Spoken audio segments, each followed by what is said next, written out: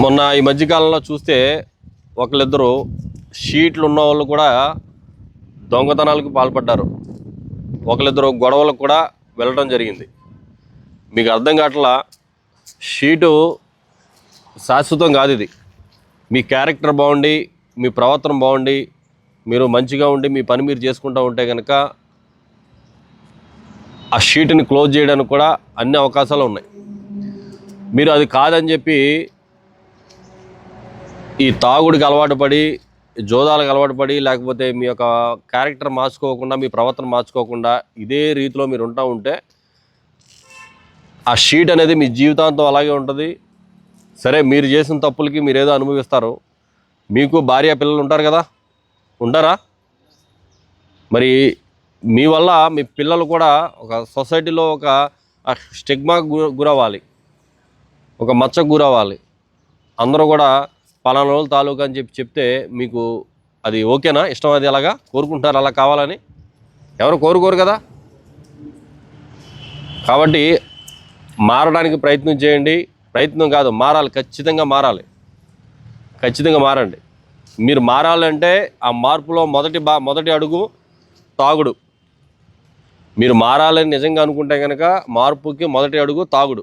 మీరు ఎప్పుడైతే తాగుడు మానేస్తారో చాలా వరకు మీరు చేయవలసిన మీరు తప్పు ఏది కూడా మీరు చేయరు. తాగుడు. 2, బయటికి వెళ్ళకపోవడం. మీ పని ఏదో ఉంటే పని చూసుకోవడం, వచ్చేసి ఇంట్లో కూర్చోవడం, ఇంట్లో పని చేసుకోవడం. అర్థమవుతుందా? 2. 3, స్నేహాలు. అనవసరంగా ఆడితో వీటితో స్నేహం చేసి అనవసరంగా ఈ గొడవలు ఇరుక్కోవడం. మీరు సరిగ్గా ఉందాం అనుకున్న ఆడేదో గొడవ తెచ్చి మిమ్మల్ని ఇరికిస్తే మళ్ళీ వైకుంఠపాలెంలో మొదటికెళ్ళి కిందకు వచ్చినట్టే లెక్క. వైకుంఠపాలెంలో చెప్తూ ఉంటాను నేను ఎప్పుడు, పైకి వెళ్తారు, కష్టపడి వెళ్తారు. ఏదో మళ్ళీ మీ వల్ల లేకపోతే ఎవరి వల్ల తప్పు మళ్ళీ ఇరుక్కుని మళ్ళీ కిందకు వస్తారు.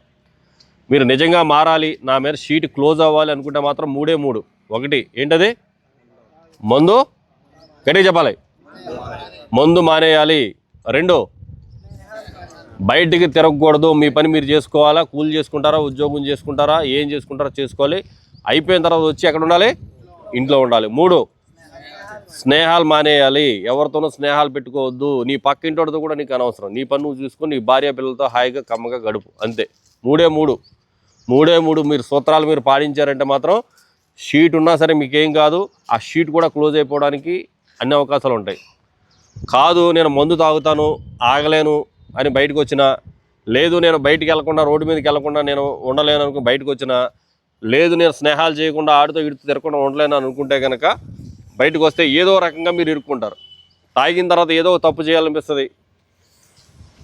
బయటకు వచ్చిన తర్వాత ఎవడో ఒకటితో ఏదో ఒక గొడవ పెట్టుకోవాలనిపిస్తుంది. స్నేహాలు చేసిన తర్వాత ఏదో ఒక ఇష్యూలో అనవసరంగా ఏలు పెట్టాల్సి వస్తుంది. ఈ 3 మీరు పాటించారంటే ఖచ్చితంగా మీరు సొసైటీలో ఎవరిని అడిగినా కానీ పలానా వెంకటరావు సుబ్బారావు, పలానా ఇంకోటో ఏదైనా పలానా వ్యక్తి ఏం చేస్తాడరా, రోడ్డు మీద షీట్ ఉంది కదా, రౌడీ షీట్ ఏదో ఉందంట కదా, సస్పెక్ట్ షీట్ ఉంది కదా, ఏం చేస్తున్నాడంటే ఏమీ తెలియదురా బాబు, కూల్ పనికి వెళ్తాడో మళ్ళీ ఇంట్లో ఉంటాడో, ఏం చేస్తాడో ఎవడో తెలియదు, చాలా సైలెంట్గా ఉంటాడో, బాగా మారిపోయాడని చెప్పాలి. అదే చెప్తారు కదా. మీరు బయటికి వెళ్ళకుండా ఇంట్లో ఉంటే అదే చెప్తారు. ఏది చూస్తారో పబ్లిక్ అదే చెప్తారు. కాబట్టి ఆ 3 మీరు పాటిస్తే మాత్రం డెఫినెట్గా మీ షీట్ అనేది క్లోజ్ అవుద్ది. ఆటోమేటిక్గా మీరు షీట్ ఉన్నా సరే ఎవడు కూడా ఇబ్బంది పడే ప్రసక్తి లేదు, అవసరం లేదు. తాగుడు నా కాంచి ఖర్చులు, బయటికి వెళ్ళిన కాంచి ఖర్చులు, స్నేహం చేసిన దగ్గర నుంచి ఖర్చులు, అవన్నీ మిగిలిపోతాయి. మీరు ఏదో అనుకుంటారు, నన్ను ఎవడు చూస్తాడు, నన్ను ఎవడు పట్టించుకుంటాడు అనుకుంటారు. ప్రతి ఊళ్ళో ఉన్న ప్రతి ఒక్కడు మిమ్మల్ని గమనిస్తూ ఉంటాడు. వీడు ఏం చేస్తున్నాడు, ఎక్కడికి వెళ్తున్నాడు, ఎవరితో మాట్లాడుతున్నాడు, ఎవరితో ఉంటున్నాడు, ప్రతిదీ చూస్తారా లేదా? పట్టించుకోరా? ఊళ్ళో పట్టించుకుంటారా? అన్నీ పట్టించుకుంటారు. అడిగినప్పుడు పోసుకొచ్చినట్టు చెప్తారు. ఇంకా 2 ఎక్స్ట్రా వేసి చెప్తారు. అవునా?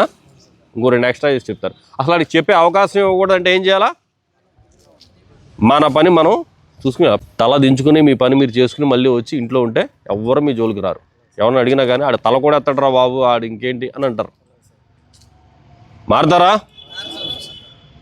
రైట్.